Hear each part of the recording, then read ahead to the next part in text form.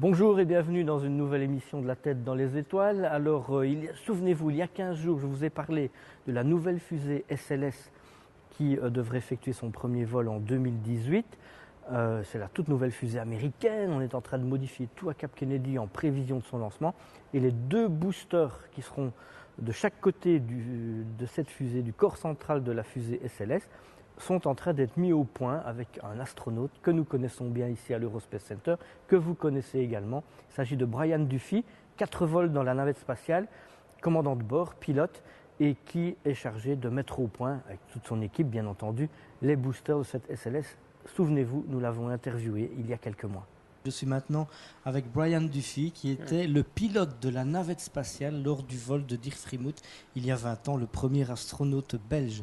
Brian a volé 4 fois dans l'espace, il a été le premier à dormir à bord de l'ISS, il a été commandant de bord de la navette spatiale, il a emmené notamment la première partie de la poutre soutenant les panneaux solaires de l'ISS.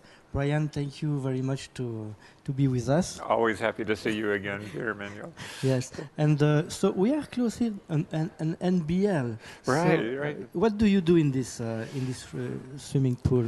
Yeah, well, in an NBL, you actually practice the spacewalks that you're going to do in space, and you can't become weightless in water, but you can become neutrally buoyant.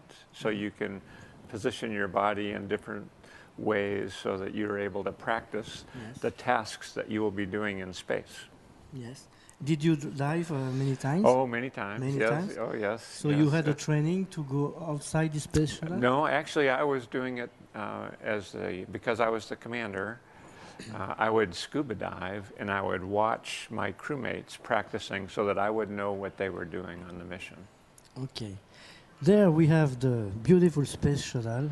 So you were the commander for one or two flights? Yeah, two flights, yes. And 2 flights as a pilot. How Right. did you decide to become an astronaut?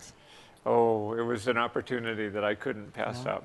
I was an Air Force pilot, a fighter pilot, and a test pilot. And one day I realized that NASA was looking for shuttle pilots, and I had done all of the prerequisites, all of the requirements to become an astronaut. Yes. And so I turned in an application and feel like I got very fortunate, very lucky that I was selected. So. Are there many differences between flying a jet and flying a space shuttle? Many differences. Yes. Yes. A jet, even the fastest fighter jet flies about 2 times the speed of sound, about Mach 2. The space shuttle is a rocket, and it gets going 25 times the speed of sound, yes, Mach 25.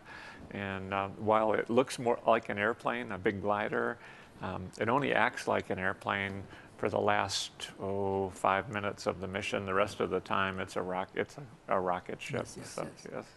And you were the first one to sleep on board the ISS? Well, I don't know that I was. I mean, perhaps I was. Yes. I know I slept in the ISS alone by myself one night. So how was it? It was warm and very large. It was very large. It was like having a huge, bedroom, almost like a gymnasium, all to yourself. So the first mission is very special because you're doing things for the first time. When we launched, as the countdown counted down, 3, 2, 1, and then the boosters lit, and we were off. You feel the shuttle moving? You feel it shaking. Yes. You do move, but you don't notice. No. You don't notice the movement. But it's straining at the hold down pulse. Yes. Yes. And then when the boosters light, it's off you go, Yes. and it feels like you're riding a runaway train, because it goes fast, then faster, and it doesn't let up. Faster, because in 8.5 minutes. You go from 0 miles per hour to 17,500 miles per hour. Absolutely amazing. And then when you come home, it's every bit as spectacular, but it's completely different. Because coming back, it takes 1 hour from the time you do the deorbit burn to slow down until you're stopped on the runway is about 60 minutes. And that's a whole different a whole different experience coming in, because for a lot of the time, you feel like you're flying through a blast furnace, through an oven, because you're surrounded by fire as you're coming back in. So when you do get on the ground, you're glad to be there. Yes. Did you feel different sensation between your different flights, or was it exactly the same? On the first flight, the experiences were magnified because they were the first time I experienced them. My second flight was just 1 year later, and so I was very familiar. I knew what to expect, and so they were not as surprising. And then for my last flight, it was about the same. So yes. But concerning the liftoff and the landing, it was the same? Liftoffs are always, the launch is always exciting. It doesn't matter how many times you've done it. It's very exciting. Yes. And the landings are, they're very similar. And you're always happy to come home. Yeah, as far as piloting the space shuttle, during the launch, we let the computers fly it. Now, we could take it over manually if we didn't like what we saw. However, usually it always worked just fine. And coming back in, as you're slowing down from 25 times the speed of sound, when you become subsonic, or just less than 1 times the speed of sound, at about 50,000 feet, that's where we take it over and fly it manually around for the landing.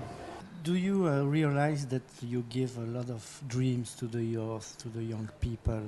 What is the reaction of the children when you meet them? We do realize that children look to us as an example for perhaps what they might be able to do in the future in their lives, and it's we're lucky, and we like to share the experiences that we've had and the information and knowledge that we have with them, so that perhaps if they want to become an astronaut and they want to go to space, they will know how to do it.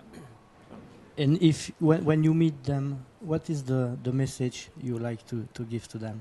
I always tell them to study hard in school, study something that they like and that they enjoy, and then try to become the best at it. And if you do all of those things, then perhaps your chances of becoming an astronaut will be very good. Ok, merci beaucoup, et je pense que vous avez rêvé avec nous, en tout cas je l'espère. À dans 15 jours pour une nouvelle émission. That's one small step for man,